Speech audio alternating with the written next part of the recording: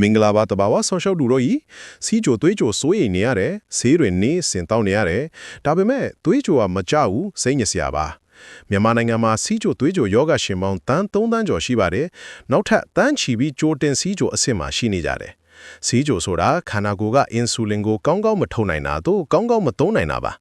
ဒါပေမဲ့သင်မသိတဲ့အချက်ကသင်ဥယျာဉ်ထဲမှာပဲအဖြေရှိတယ်ဆိုတာပါစီချိုသွေးချိုကျစေတဲ့အပင်ကြီး9မျိုးအပင်အမှတ်1ကြက်ဟင်ခါသည်beta melon beta got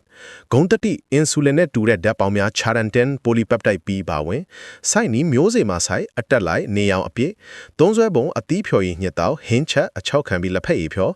အပင်အမှတ်နှစ်ဖနဲစေ fenugreek ဂုံတတိအမြင့်တက်များသွေးသွင်းတကြားဆုပ်ယူမှုနှင့်စိုက်နီးမျိုးစေ့တိုက်ရိုက်ကျဲအိုးတုံမုံမြေခံသုံးဆွဲပုံဆေးကိုတညရည်စင်ပြီးနနက်ခင်ဗလာပိုက်မှာစာအမှုန့်ကျိတ်ပြီးဟင်းခတ်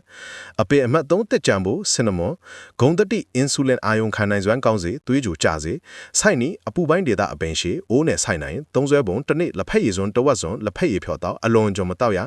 အပင်အမှတ်လေးရှောက်ရွက် curry leaf ဂုံတတိအပင်တွေ antioxidants များသွေးကြိုကျစေစိုက်နီအပူပိုင်းဒေတာအပင်ငယ်အိုးနဲ့စိုက်နိုင်သုံးဆွဲပုံနေ့စဉ်အရွက်80ရွက်ဗလာပိုင်းမှာဝါစာဟင်းခတ်အပင်အမှတ်5ရှောက်ကောင်ရွက် okra ladies finger ဂုံတတိအမြင့်တက်ကြွယ်ဝသွေးသွင်းတကြားဆုပ်ယူမှုနှင့်စိုက်နီမျိုးစိတ်မှာဓာတ်ရိုက်ဆိုင်နေအောင်အပြည့်သုံးဆွဲပုံရှောက်ကောင်ရွက်ကိုအတုံးလေးတွေလှီးပြီးတညရည်စိန်နနက်ခင်းဗလာပိုင်းမှာတောက်စိုက်ပျိုးနည်းအကြံပြုချက်များအပင်အိုးအရွယ်နေအောင်ရေသိမ့်ချိန်ကြက်ဟင်ခါသည်ကြီး14လမှာအပြည့်အလဲအသီးအစိမ်2-3လလက်30 12လမှာအပြည့်အလဲဆေ3-4လတစ်ကြံဖို့ကြီး14လမှာတဆိတ်အလဲအခောက်2-3နှစ်ရှောက်ရွက်လက်30 12လမှာတဆိတ်အလဲအရွက်6-8လရှောက်ကောင်းရွက်ကြီး14လမှာအပြည့်အလဲအသီး2-3လနနွေလက်30 12လမှာတဆိတ်အလဲအမြင့်8-10လ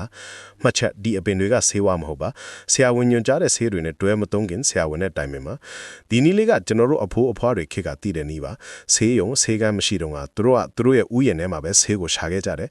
blood ညမနေ key benefit 1 beta melon ချက်ဟင်ခါသည်အမြွန်တန်းတဲ့သူတော့တက်ပေါင်း2 fenugreek ဖနဲစေသွေးတွင်းတကြားဆူယူမှုနဲ့ okra ရှောက်ရွက်ရှောက်ကောင်ရွက်အမြွန်တက်ကြွယ်ပါဒါပေမဲ့သွေးကြိုအတွက်အကောင်းဆုံးမှာဖနဲစေနည်းနည်းခါတယ်ဒါပေမဲ့စီးကြိုကျစေတယ်တဘာဝရဲ့ဆေးကခါတယ်ဒါပေမဲ့အလုံးလုံးတယ်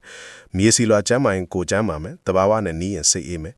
နေ့စဉ်9မိနစ်စာဒီလိုစိုက်ပျိုးရေးနီးလန်းတွေကိုလေ့လာပြီးကိုယ်တိုင်စိုက်ပျိုးတတ်တဲ့တဘာဝဆောက်ရှောက်သူတယောက်ဖြစ်အောင်လမ်းပြပေးပါမယ် follow လုပ်ထားနော်